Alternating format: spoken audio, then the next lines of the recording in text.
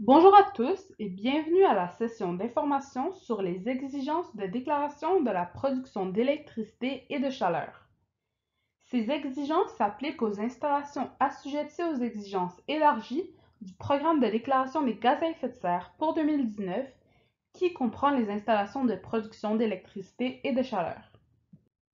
Nous commencerons la séance en expliquant l'élargissement du programme de déclaration des gaz à effet de serre et en passant en revue les exigences de la production d'électricité et de chaleur.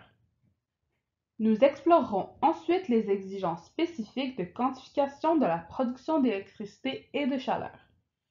Enfin, nous terminerons en discutant des problèmes communs avec les déclarations de la production d'électricité et de chaleur et en décrivant les ressources disponibles.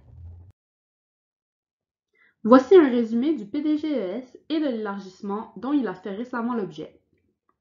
Le programme de déclaration des gaz à effet de serre administre la déclaration annuelle des émissions de gaz à effet de serre par les installations en vertu de l'article 46 de la Loi canadienne sur la protection de l'environnement.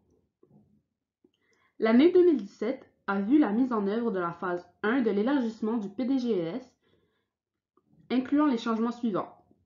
Premièrement, le seuil de déclaration est passé de 50 kilotonnes à 10 kilotonnes en équivalent de dioxyde de carbone. Deuxièmement, les secteurs de la chaux, du ciment, de l'aluminium, de la sidérurgie, du captage, transport, stockage, du carbone devaient quantifier leurs émissions à l'aide de méthodes prescrites et déclarer les données supplémentaires associées à ces calculs. En 2018, nous avons mis en œuvre la phase 2. Tout comme la phase 1, il y a des exigences additionnelles par secteur. Plus précisément, elles portent sur les secteurs de l'ammoniac, des métaux communs, de l'électricité et de la chaleur, de l'éthanol, de l'extraction minière, de l'acide nitrique, du raffinage de pétrole et des pâtes et papiers. Pour 2019, malgré quelques petits ajustements, cette année continue avec les mêmes exigences que les deux premières phases de l'élargissement. Les exigences de déclaration propres aux installations de production d'électricité ou de chaleur se trouvent à l'annexe 12 de l'avis de 2019 sur les émissions de gaz à effet de serre et à l'article 7 du document sur les exigences en matière de quantification des gaz à effet de serre du Canada. Veuillez noter que la grande majorité des émissions pour la production d'électricité et de chaleur ou de vapeur sont déclarées sous la combustion du combustible qui se trouve à l'annexe 7 de l'avis 2019 sur les émissions de gaz à effet de serre et à l'article 12 du document des exigences en matière de quantification des gaz à effet de serre du Canada. Les exigences de déclaration de la combustion de combustible sont décrites dans un tutoriel vidéo précédent. Les exigences supplémentaires à l'annexe 12 concernent l'utilisation d'épurateurs de gaz acide ou d'agents réducteurs. Si des épurateurs de gaz acide sont utilisés avec des unités de production d'électricité ou si des agents réducteurs sont ajoutés aux unités de combustion, vous devrez déclarer les émissions de CO2 associées et la quantité de sorbant consommé. Les émissions des épurateurs ou des réactifs sont quantifiées en utilisant la quantité de sorbant utilisée et le rapport de CO2 libéré lors de la capture de gaz acide. Le SMSCE peut également être utilisé. Pour les installations assujetties au système fédéral de tarification fondé sur le rendement, le STFR, vous savez probablement qu'il y a des méthodes à suivre pour quantifier les émissions dans le rapport annuel du STFR. Ces méthodes sont également admissibles à votre rapport au PDGES.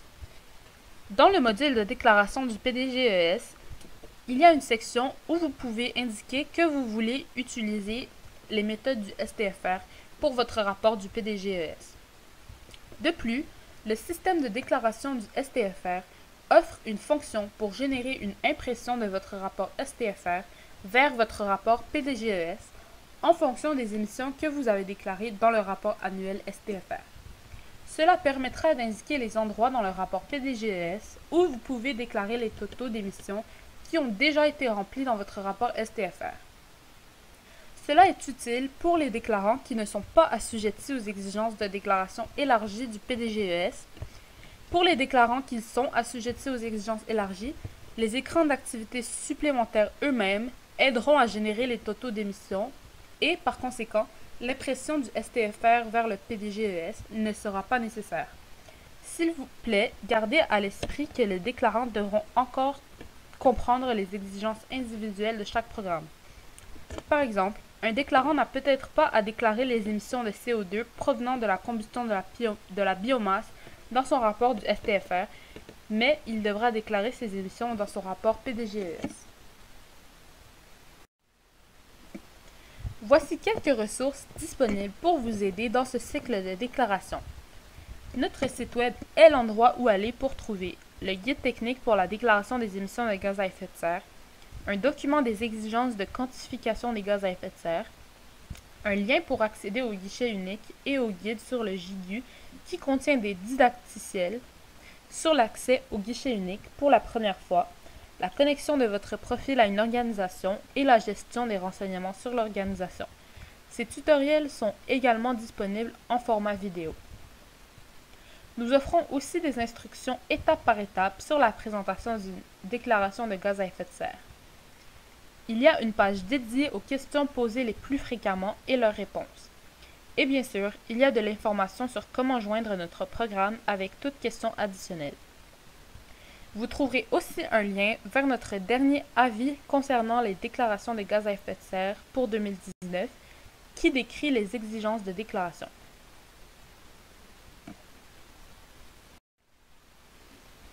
Enfin, si vous avez des questions, n'hésitez pas à communiquer avec nous. Nous vous encourageons à regarder les autres enregistrements disponibles sur YouTube, incluant de l'information additionnelle sur les exigences de déclaration élargie, ainsi qu'une démonstration du guichet unique. Merci!